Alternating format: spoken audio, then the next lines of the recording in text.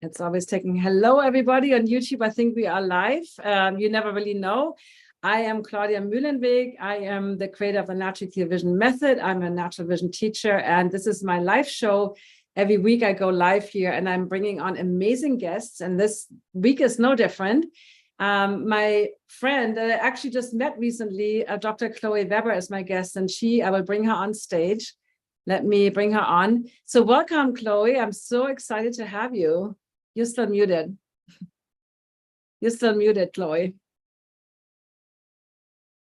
I know. There we go. I said thank you. It's always really fun chatting with you. I'm super excited to have this conversation.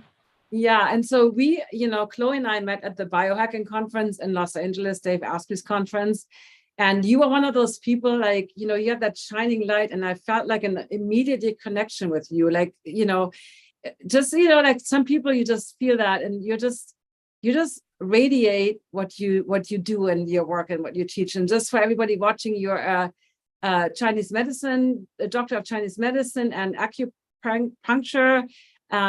So share with us a little bit about your background. Like, how did you get into all this, and how did you, most importantly, also founded this beautiful company, Radical Roots Herbs? So tell us a little bit about that. Yeah, well, it was a pleasure meeting you also. I'm really excited. There's nothing greater to me than meeting other doctors and practitioners and entrepreneurs who are really working to help as many people as possible. And that clearly shows in the work that you're doing. So I very much appreciate that. I fell into Chinese medicine. I was always fascinated with public health. When I was in high school, I got a rare tropical disease called cutaneous leishmaniasis. And so I was on the first name basis with the CDC. And I was one of the first people to get it in Costa Rica, actually. So as I got older, I started studying ecology and evolutionary biology and how what we're doing to the environment is driving diseases in different ways and how we could deal with that. Flash forward many years, and I decided that I felt like Chinese medicine, Chinese herbal medicine is really a means of proactive health. I had been thinking about going to Western medical school or to nursing school, but really what I was seeing there was sort of a one size fits all and putting a Band-Aid on top of things as opposed to addressing the root causes. And when I stepped into Chinese herbal medicine, I looked at it and I was like, oh my God, this is really addressing foundational health. This is proactive medicine as opposed to reactive medicine. And it just absolutely blew me away. So I've been in love with the idea of using Chinese herbal medicine in particular for public health and proactive health ever since. And so I've started a couple of different companies for that. My latest company, Radical Roots, is CBD with Chinese herbs. So my son, Remy, who is 8.5 now, was diagnosed with a super rare genetic disorder called STXBP1. And what I always like to let people know is that if your child's genetic disorder or disorder is named after the gene that's mutated, means that it's super rare and you're sort of shit out of luck when it comes to Western medicine in that realm. So Rem's he's cognitively disabled, physically disabled, he's nonverbal, non-ambulatory. Well, he's walking now, actually. He has Parkinsonian-like tremors and intractable epilepsy, all of the things. Which, before you feel bad for us, trust me, Remy and I are living our very best lives. He is the happiest human I've ever met, and it is just a party all day, every day at my house. But so the one thing that as a mom, I really could not stand and I was really concerned about was getting him on epilepsy meds, because with all of the developmental challenges that Remy already has, I didn't want to dull his neuroconnectivity. So that was when I started looking into cannabis and hemp and looking into what was going on with that, and seeing that also was very much a one size fits all model. And as an herbalist who studied Chinese medicine for almost 20 years now, I knew that that's not really the most effective way to use herbal medicine. In Chinese medicine, we use multiple different herbs together to create these really profound formulas that not only address the symptoms, but the root causes of the ailment. So what I did was I decided ultimately to just do it better after stomping my feet for a while. So I combined Chinese herbs with CBD. And the idea initially was just to get his formula out to other children and adults with neurological disorder, his Remy's Revenge formula. But the company has grown quite a bit since then. And really, it's been really, really helpful for me as a slightly tapped out, stressed out solo mama of a child with disabilities. and a couple of businesses. Oh, yeah, your story. I mean, when you first shared that story with me, it's just, I was like, wow. I felt that immediate, like, wow, how do you do that, right? How do you, as a single mom and a disabled child, and you still have this amazing company. And so I was so impressed with that. And I love that you said you're living the best life ever. And I'm using your, I love, we will talk more about that later, but rest and relax. And everybody that knows me and vision improvement, rest and relax. And this is not something like, THC that knocks you out and you just like, this is just gives you that really feeling of relaxation, which is so important for good vision. So let's look a little bit into vision, because that's just kind of what our topic is always here about, is eyesight and vision, and how we can help that and support that in our vision improvement journey. So share with us a little bit from the Chinese medicine perspective, like, what are root causes of blurry vision or eye disease or floaters, or one of those common things that people get? Totally. Well, it's pretty fascinating. So in Chinese medicine, we think about it all. So we sort of look at the body as a microcosm of the macrocosm. So we also have to think about when they were describing diseases and disorders in Chinese medicine, this was thousands of years ago. So a lot of what you're going to hear are sort of these more flowery descriptive terms to describe disorders. So, so a lot of the pathogenic factors that we talk about in Chinese medicine that can affect eye health are like dryness, dampness, heat, wind.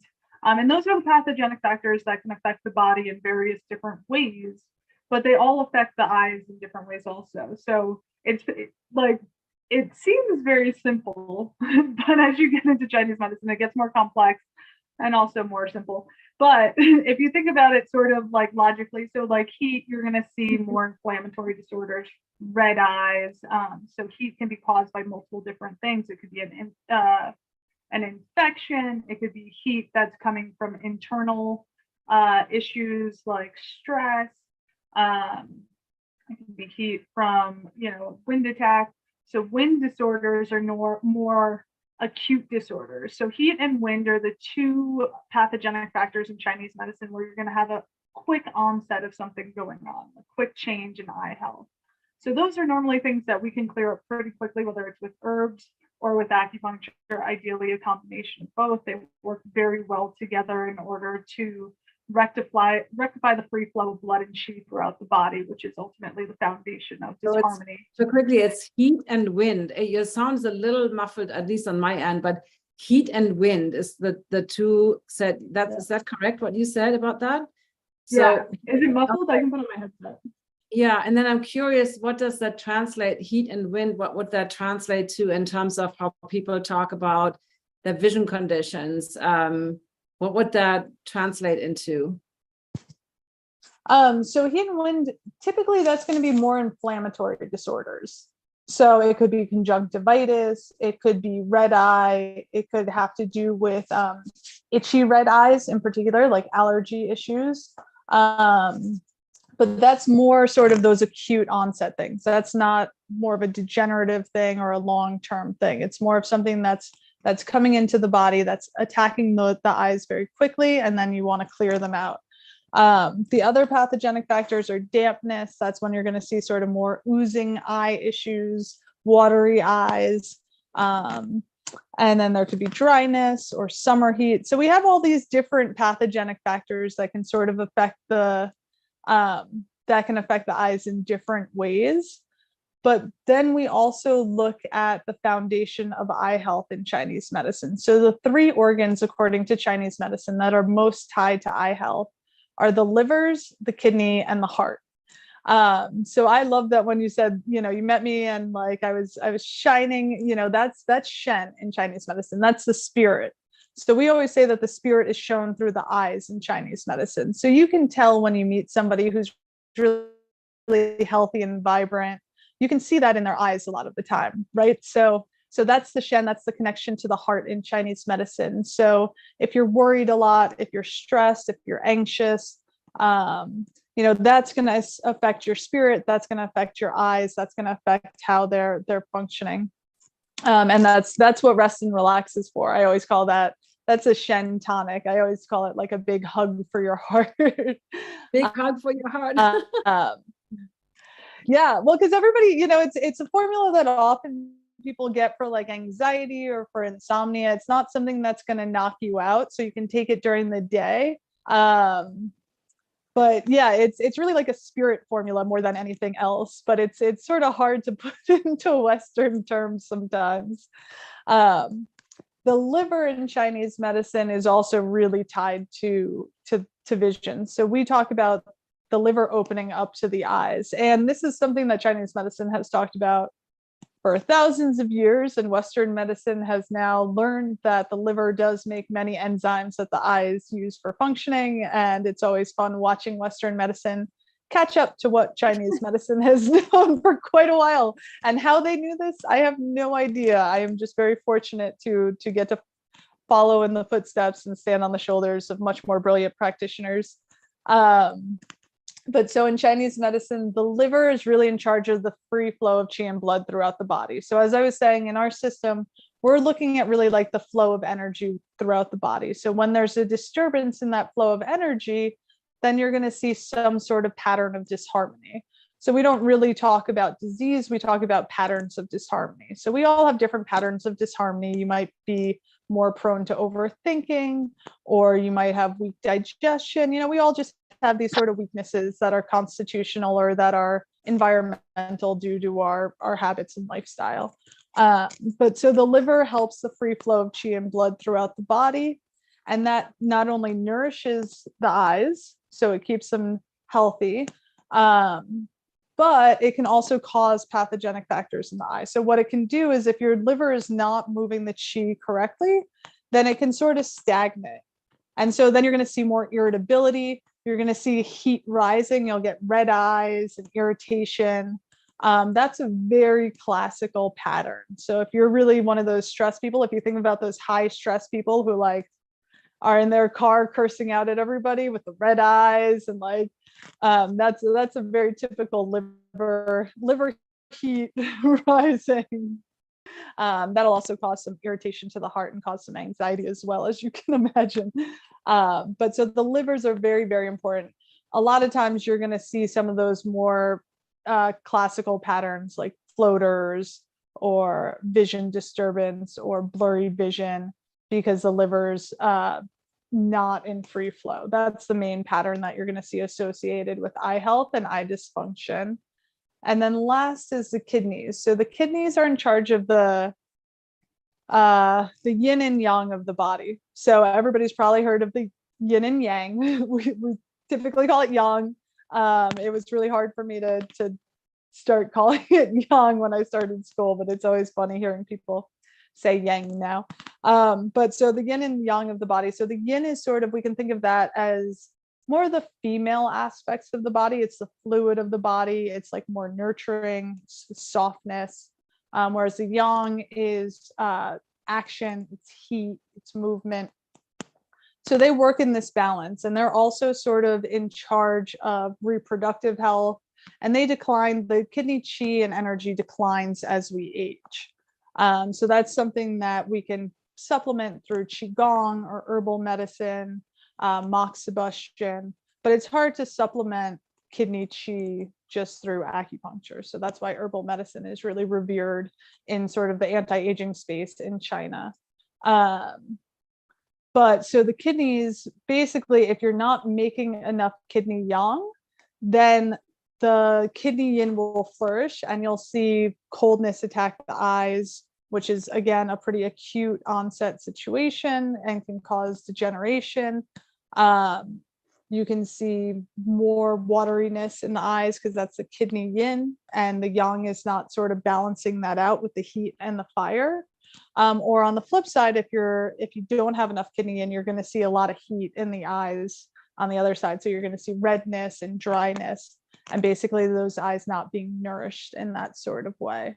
So those are the main kind of patterns. I've never actually described eye health through the lens of Chinese medicine. So if that was totally confusing, just let me know what I can backtrack on and explain better. No, this is fascinating, but I'm curious also, like you talked about a few symptoms like watery eyes or dry eyes or red eyes, but how do you know with your symptoms? Like, how do you know, other than seeing a Chinese medicine practitioner, like what is the underlying organ issue, like based on your vision problems? Like, because I know what I have an acupuncturist here locally, and they check your pulse and they look at your tongue, and then based on those assessments, then there is some kind of deficiencies, or I had all kinds of deficiencies in the past, like kidney and liver, and I've all kinds of different things. Now I'm pretty good. I haven't seen my acupuncturist in a while, but last time I saw her, it was like, she's like, oh my God, your diet is perfect. Like, what are you eating? Like, there's nothing I can find, which is like, oh my God.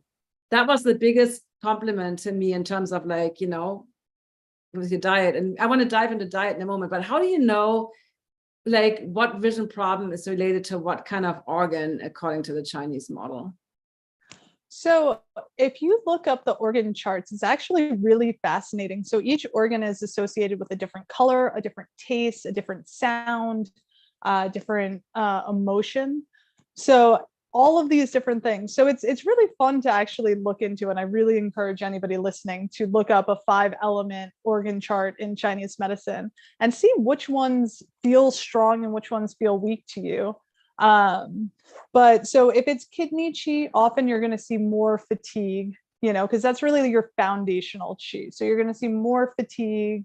You're going to have maybe like low libido, low energy overall, maybe coldness, or hot flashes. So those are more kidney signs. Kidney is also associated with fear. So if fear is a really predominant emotion in your life, then that might be something that you want to look at also, and where that's coming up and why that's coming up.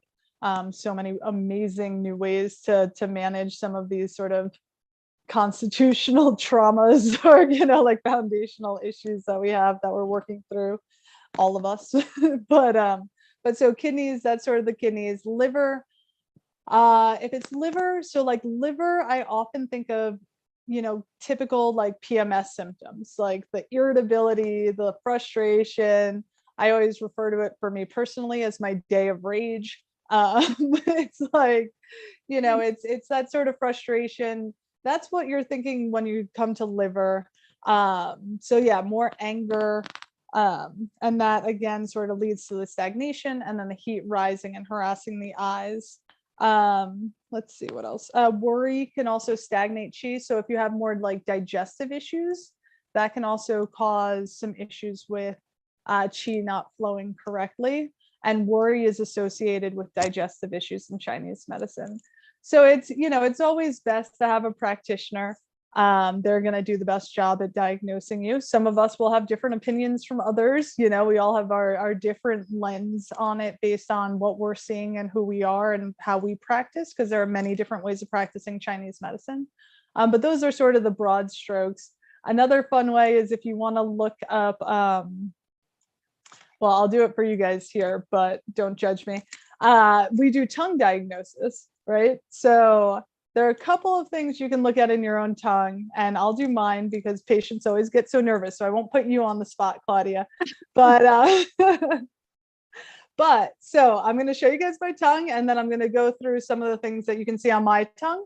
But you can also look up tongue charts in Chinese medicine and see what your tongue looks like and how that works. So the tongue is sort of a way to get an idea of what's going on internally through an external representation. So you see I have a line down the middle of my tongue. Right. That is you can look at your pet's tongue too. I don't know about that.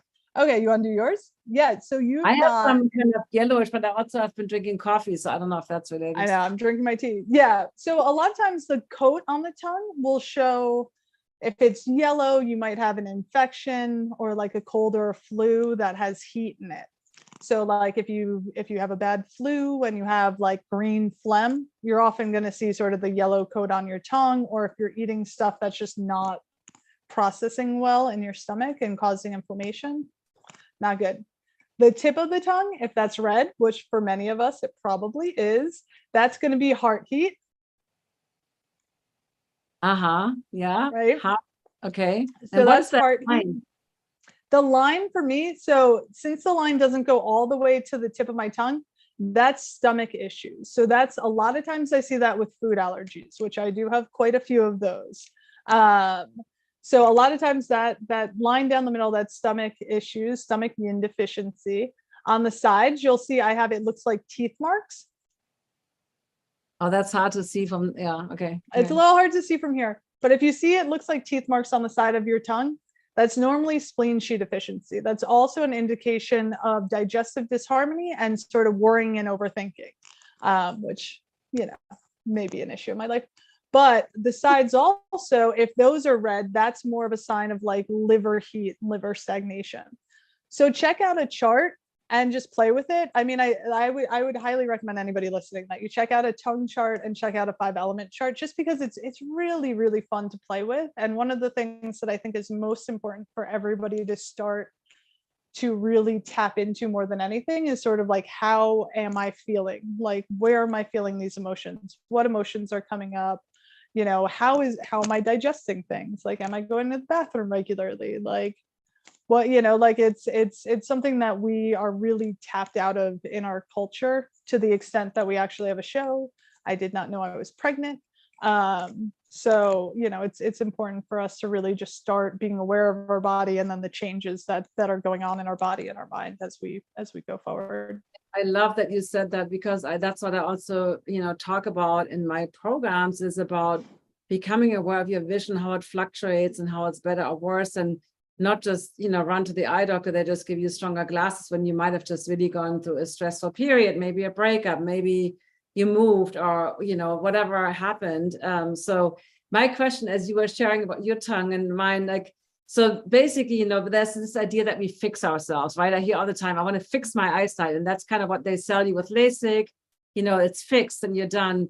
Because I remember that everything was perfect. And then I went back and I had a bladder infection or something. And I had to go back to my doctor. And so I thought like, you know, like, I eat this clean diet. And even though I was doing perfect, had no symptoms. And then sometimes things change.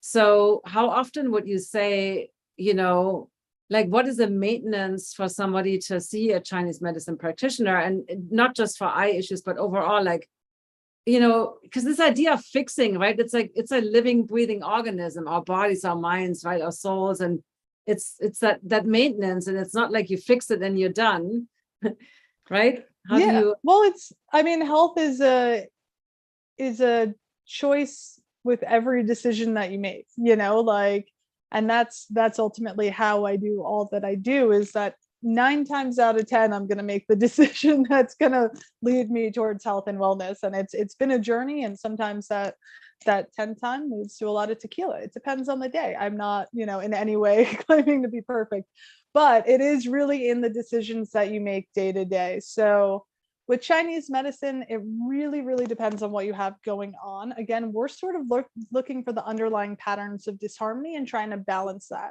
So it depends on how much work you're willing to do at home as well. You know, like, are you willing to do a 20-minute Qigong or Tai Chi every day, or meditate, or really change your diet and take your herbs every day? Because let me tell you, I have many patients who will come in and get herbs and never, ever, ever take them, you know? It's infuriating and heartbreaking, because I'm like, you know, it's something that you have to learn as a practitioner. I was telling somebody about this recently who's in school, that one of the most heartbreaking things about learning this medicine and becoming a doctor of this medicine is that, you know, you have to watch people make choices that are ultimately killing them and hurting themselves, and it's up to them to make the choice to make that change when they're ready to. But you know, it is in the day-to-day habits. So a lot of times when I see patients, I'll have them come in like once a week for 4 weeks, and then we'll sort of see where they're at and adjust. And maybe they come in once a month for maintenance, or maybe, you know, I think it's really nice to see a patient once you have somebody stabilized and doing well, to see them at least once a month in order to just sort of check in. I think it's also a really great check-in for the patient to come in and be like, oh, actually, my anxiety has been way better. Because a lot of times we're just so stuck in our daily routines and stress that we don't really realize how much things are actually shifting for the good or for the bad. But yeah, I think I think acupuncture is phenomenal for eye health. Herbal medicine also, I wrote down like a basic tea that people could make just from like regular Chinese herbs that I'll give you guys. But there's so many herbs that can be used for eye health in terms of like day-to-day stuff, but it's also the day-to-day stuff of reducing inflammation, optimizing your diet, making sure that you're getting the right nutrients and getting whole foods that are not going to be inflammatory and filled with bad oils and all that. No, it's junk. interesting that it's when it comes to patients compliance, and mine are clients because I'm not a doctor. But usually people are pretty like, the first thing I get asked, what supplements should I take, right? Because it's easier to take, and that's why I'm surprised that you said people don't take the herbs that you prescribe them, because usually it's easier to take some kind of pill or herb, and pill doesn't mean bad thing, but to take some kind of supplement than making a behavior change, like doing Qigong for 20 minutes at morning. That's a way more challenging thing to implement into your life than just taking. So I'm surprised that you said people don't even take the herbs that you prescribe them. That's kind of discouraging. Yeah. It is very discouraging. It's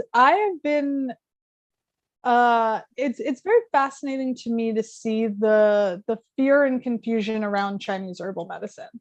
So I don't know, and it's interesting having a CBD company that does Chinese herbs, because I would think that, there is a lot of hesitance around CBD still, and a lot of stigma around cannabis and hemp medicine, which I think is obviously not appropriate because it's an incredible plant for so many different things. But the stigma against Chinese herbs is almost stronger. I think people are just very confused and overwhelmed by it, which is part of why I created the direct-to-consumer line. So like in Chinese medicine, the gold standard is for us to make a custom herbal formula for you personally. So you come in, you see your practitioner, and we look at what's going on, and we write you a fully customized formula. I have 400 herbs in my house that I know by sight, and I will write you a formula directly from those herbs. And you can do them in raw, you can do them in powder, you can do them, get them encapsulated, whatever. But so that's the gold standard in Chinese medicine, is something that's specifically tailored to you. And I cannot stress how impressively safe and effective that is. But in terms of Radical Roots, what I wanted to do was make something that people could get as like a starter kit, or something that people could use more as a supplement to take off the shelf. So like we have a digestive formula that's really powerful, but it's, or the rest and relax. I tried to make things really simple so that it was less confusing and overwhelming for people. But we still get a lot of people who are like very confused. And I think the fact that I write, I know all my herbs in Chinese, I don't know them in Latin. So I have to have them in Chinese on the bottle in pinyin. We have them in Latin on the bottles also, but I think even the fact that they're in Chinese on the bottle, people get so overwhelmed. I'll get emails like, this herb causes liver failure at high doses. And I'm like, that herb is cinnamon.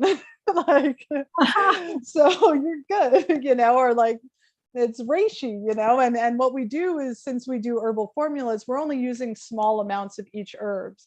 A lot of the supplements out there today are really high doses of one single herb or one single nutrient. We use small amounts of each herbs in conjunction with each other so that they're able to balance each other out. So if there is some, level of liver toxicity, there are other herbs that are supporting liver function in that formula. And it's just a beautiful medicine and way to look at Tell us herbs. about that tea. So first of all, when we talked, you're like, oh my God, I would love to come up with a custom formula. I love, like, this is me, this is your favorite thing, is to come up with these custom herbal formulas. And I know people can work with you, and I put the link in the show notes. People can work with you and book consultations online where you can actually write them custom formulas, right? But tell us a little bit, we talk about that in a moment. Tell us a little bit about that tea. Like, what is that simple tea that people can make for their eyes, to nourish their eyes? So what I was thinking for you guys, in terms of a tasty tea that's going to be easy for you to pick up and make yourselves. So the 3 herbs are goji berries. So those nourish the livers, and particularly liver yin and blood. So that's it, liver and kidney, yin and blood. So goji berries are just great to eat. They're great to make in a tea. So goji berries, mint vents the liver. It helps with stress. And helps alleviate some of that heat that you're going to feel especially if you're having those dry eyes. And then chrysanthemum is used in Chinese medicine to clear the eyes, and is really great for nourishing the eyes and helping with floaters or blurry vision. So those are three things that you could put together. They're going to taste really good. You could drink it every day. You could drink it a couple times a week. But it's something, these are all herbs that you can pick up anywhere pretty much. I'm trying to think of where you could get organic chrysanthemum. Probably Mountain Rose Herbs. I think they sell direct to consumers and Yes, have organic I love them. chrysanthemum. They're great. But yeah, mint and goji berries you should be able to get anywhere pretty much. Should you get the goji berries as full berries or as a powder, or how do you? Just get them as a full berry. So what I would do is I would so with our herbs, typically if we're doing like a real formula, well, the general recommendation is to bring them to a boil and then reduce to a simmer and cook for like 20 minutes. That's not what you really have to do with these, but what I would do is I would get the goji berries boiling, and I mean, it depends how much you do. So just do it to taste. It's not, it's not too big of a deal either way, but say you get like a small handful of goji berries, put it in 3 or 4 cups of water, bring it to a boil, reduce it to a simmer for like 5 to 10 minutes, and then add the mint and the chrysanthemum, cook that for another like minute or two. And then, you can strain it, and then you can have that tea for a couple of days. It's also fantastic in the summer, so it's great hot or cold. I've made a couple of variations of these because you can also use them sort of, depending on the herbs you add onto that, you can make it sort of more of a detoxifying tea. So there are different herbs and flowers that we use in Chinese medicine that I add on to make sort of some fun teas that are a little tastier and easier for people to palate. Okay, so I have mint growing in pots and outside. So I can just pick those mint leaves. I can get the goji berries and the chrysanthemum. Would that also be like full leaves or something that you get dried from Mountain Rose Herbs, you said would be a source? Totally, yeah. You just get the full flowers, just grab a couple, throw them in. But yeah, so in flowers in Chinese medicine, you're really trying to get the volatile oils off of those, like the essential oils off the flowers. So you don't want to cook those too long. Most Chinese herbs, we've got a lot of like barks and branches and all that stuff. Those we cook longer. But for the flowers, we normally just add that for the last couple of minutes and then strain them off because we don't want to sort of burn off those oils. Awesome. And then and what is the ratio? Would it be roughly like 1/3 each, or would you kind of? Yeah, about 1/3 each. But yeah, I think you could sort of play with how you're feeling. So if you're extra stressed, maybe a little extra mint. If your eyes are really irritating you, if you're having allergy issues or blurry vision, increase that chrysanthemum. And then if your eyes are more dry or sort of feeling weak, then I'd increase the goji berries. But I think again, the more that you're able to start learning your body, you're going to respond to the taste of the herbs, and you're going to figure out what's the right ratio for you. So what tastes the best to you as you sort of hone in your awareness of your body is probably going to be the right formula for you and the right balance for you. I totally love this. And what did I want to say? And you can probably, I mean, it's cool. You can probably put it as like with cotton pads on your eyes. So yeah. Absolutely. Especially the chrysanthemum. 100%. But yeah, you can totally put that on your eyes. Yeah, that's something that we do often. Great idea. So share a little bit more with us. I'm looking at YouTube. I don't see any questions on YouTube. Right now we have 44 people watching, but I don't see any questions there. If you have questions on YouTube, put them in the chat so I can ask Chloe those questions. But tell us a little bit more about, so I know you combine the the CBD with the Chinese herbs, and these are the two things I actually haven't tried. Flow state is capsule, and this one is empty. I need to get more of this. This is just really, I just love it. And then flow state is really, I think it's tell us a little bit about flow state, because you said those are your two popular, these are like capsules. So I haven't touched that. Oh, those are so good. So flow state we have with and without CBD.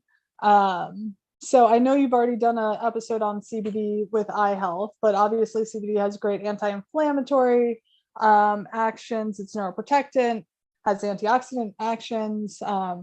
Obviously, it regulates the brain in many, many ways, which is why it's so helpful for all of these neurological conditions. And the eyes are so intricately connected to the brain, which is something that I've learned quite a lot about as a mom of a child with special needs and looking into different ways to support developmental neurology. But so flow state it's a fascinating formula. So it's based off of the classical formula Xiaoyaosan, which is free and easy wander. And it's one of the most commonly prescribed Chinese herbal formulas in the Western world.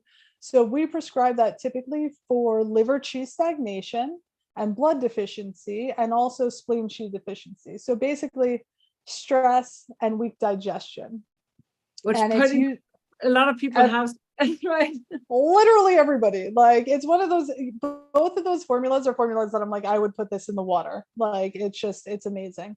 But so that formula is brilliant. But what's fascinating to me about it is that formula is often used to help women regulate their cycles, because the cycle is largely impacted by the free flow of qi and blood throughout the liver.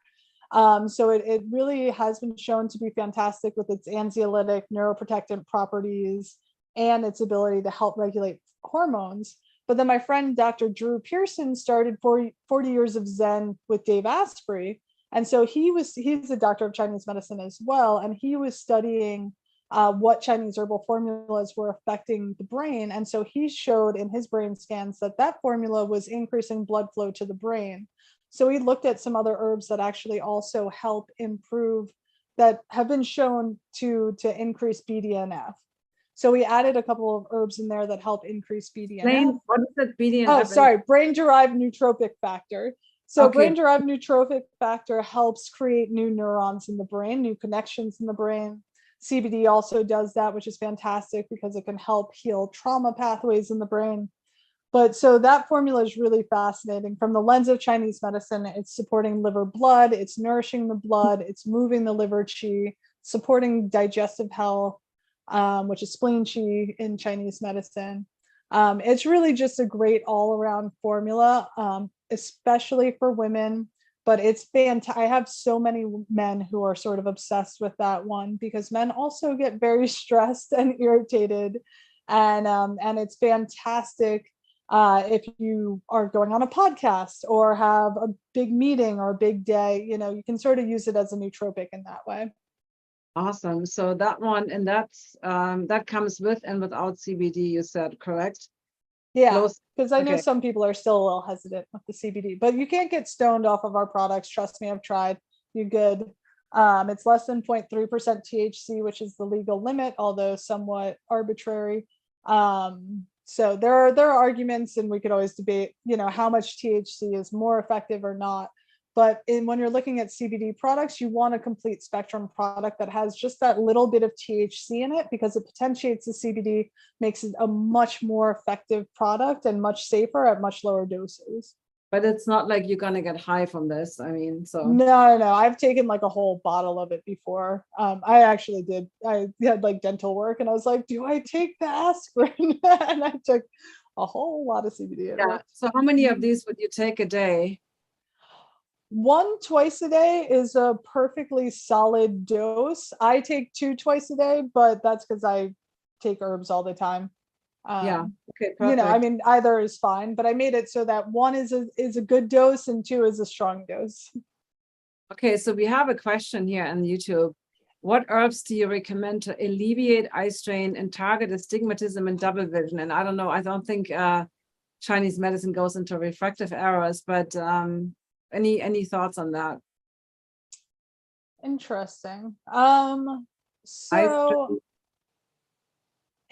so Chinese medicine, again, like I technically can't say that we treat any Western diagnosis. That's just sort of our licensure. But that to me would seem like it's likely a kidney deficiency issue, and sort of like a qi deficiency issue, especially with the double vision, not nourishing the eyes. So I would look at something in terms of our formulas. I would try our Revive. That's a kidney yin yang qi tonic. And that one's really powerful and really beautiful. It also nourishes the blood. And that one also does have the CBD in it. Obviously, I would say, again, the gold standard is getting a practitioner and working with them, especially if you're working with something that's a little bit more significant than just sort of blurred vision or floaters and stuff like that. So tell us, I know you said you actually do see people one-on-one. So tell us a little bit. So if we have people interested here to book a session with you remotely, which is really nice that you do that remotely. You don't just do it in Colorado. You're in Colorado. I forgot which I'm in exactly. Colorado. Where exactly? Yeah, I'm in Boulder. Oh, Boulder. Okay. Okay. Um, So tell us a little bit about how you help people remotely.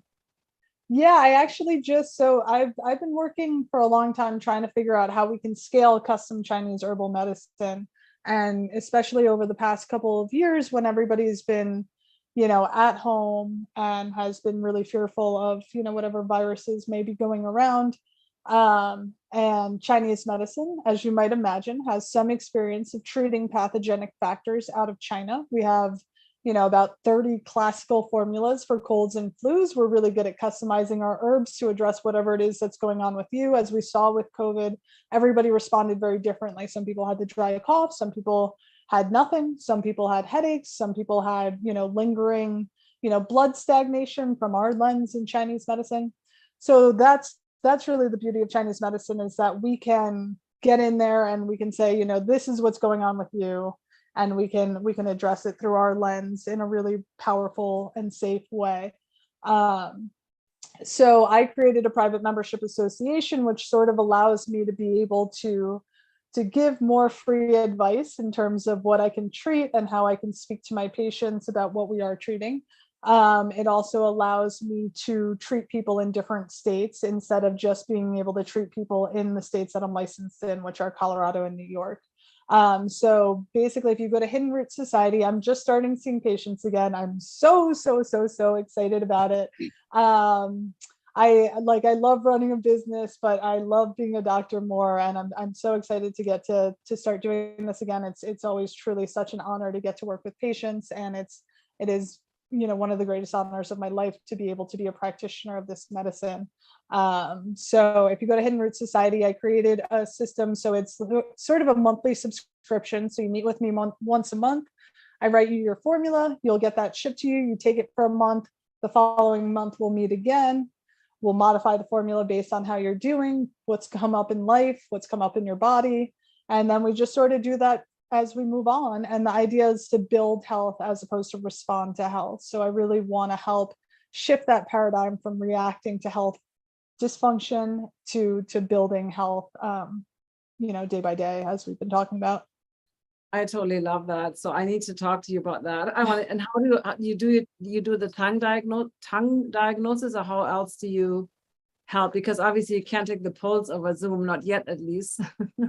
No pulses over Zoom, but that's okay. I've never been great at pulses, to be quite honest. It's quite an art and a challenge to get good at pulses. So we do tongue diagnosis. We have a pretty extensive intake, but then normally, like for your first visit, I'll probably talk to you for 45 minutes to an hour. I'm not shy with my time. I really want to learn everything that I can about you, because there's so many different things that go into a Chinese medical diagnosis. Because it's much more in tune with your digestion, with your sleep, with your stress. We understand the mind-body connection so much more. We understand how trauma is stored in the body, and how different elements affect your body. Even just asking you, like, what flavors are your favorites? Like, do you tend to sweets or to sours? Any of these things are going to tell us so much about us. Even just the shine of your face, the look of your ear. There's so many different ways that we as practitioners are able to pick up on different health cues from you. So we can easily do that over Zoom. Obviously, I love seeing people in person, but the goal is that Colorado. I'm going to come to Colorado. And what about bitters? I love bitters. Like bitters? I always like bitter. So bitters are kidneys. Is that so that's interesting for kidneys, or is it just? I mean, I always like bitters. It's not like. No, it's just an indication that that's one of your predominant organs. So you could be, you could use that to support your kidneys, or you could use that to, it could just sort of be an indication that that's an organ that's out of balance. So you'd have to learn a little bit more to figure it out. But yeah, it's, I would look at the kidney chart and see what resonates with you in there. What else is on there, Let's see what else do we see here on YouTube. We have a question. The chrysanthemum, I can't pronounce this, tea would be beneficial for eyelid inflammation, right? That's what you said. Mm-hmm. Yeah. Okay. Great. Yeah, and I would do that topically also for sure for that. Okay. So you do the tea and then you dunk some kind of organic cotton pads or something, or a cloth in there. And you... Okay. Or once you strain the chrysanthemum out of the tea, just take that, put it in, a cheesecloth or something.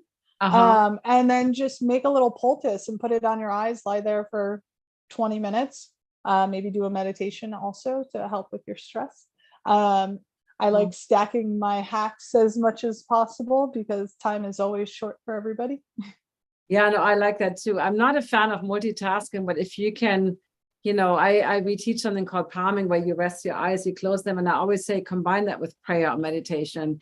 So, because your thoughts are almost more important than just resting your eyes. So people always think it's just a physical thing, but it's also so much emotional and mental thing. So thank you so much. I don't see any more questions. And everybody here on the Clear Vision Club with us on Zoom, we have a little bit of extra time with you. So I'm excited about that. YouTube, goodbye, YouTube. I see you next week, and bye. So yeah, next week we will be back. Make sure you subscribe before we hop off on YouTube.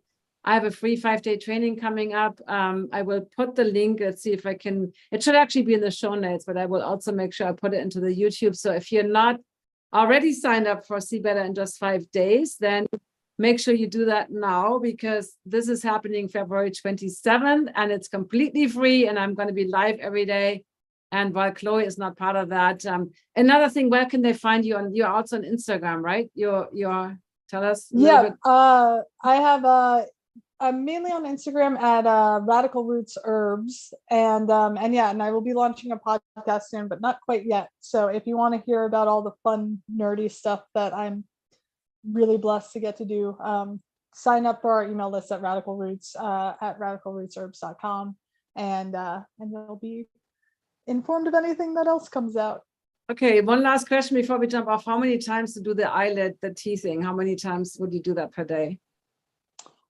I would only do it once a day. I mean, you could do it twice a day. If you have some significant, like, acute inflammation, you could do it twice a day. But again, I would really just try and tap into, like, how are you feeling? More is not always better, so just. I love that. I love that. And also it saves you time. All right. We're going to leave the YouTube. Goodbye, YouTube. We see you next week. Thank you. Thank you for being on here. You were awesome. Any last words you want to say before we close the live stream? Any last final message? Get an acupuncturist. We're very, very helpful, and it's really just an incredible medicine. I really could not recommend it more highly than to find a practitioner who you can work with, who's going to get to know you and your body and help you really build health in a really profound sort of way. And also then you have somebody who is a practitioner who knows you and understands you, that you can go to when things, if something does arise. So I highly, highly recommend it. It really is just, the medicine blows me away day by day. And as I said, it's a tremendous honor.